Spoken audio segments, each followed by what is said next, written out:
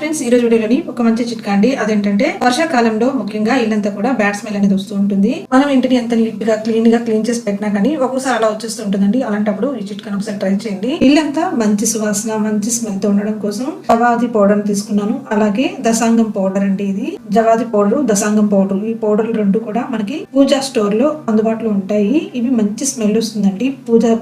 పూజా గదిలో కూడా వీటిని వాడుకుంటే చాలా బాగుంటుంది. వీటితో మనమే ఇంట్లోనే దుప్ స్టిక్స్ కూడా రెడీ చేసుకోవచ్చు అండి. మంచి సువాసనతో ఇల్లంతా కూడా చాలా బాగుంటుంది. ఇలా రెడీ చేసుకుని హాల్లో కానీ లేదా పూజా గదిలో కానీ ఎక్కడైనా కానీ వీటిని వెలిగించి పెట్టుకుంటే ఇల్లంతా మంచి సువాసనతో ఉంటుందండి.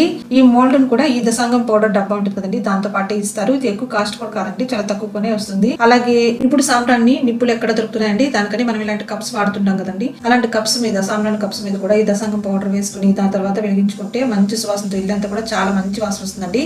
ఎవరైనా బంధువులు ఇంటికి వస్తున్నారంటే అలాంటప్పుడు ఇలా వెలిగించి పెట్టండి.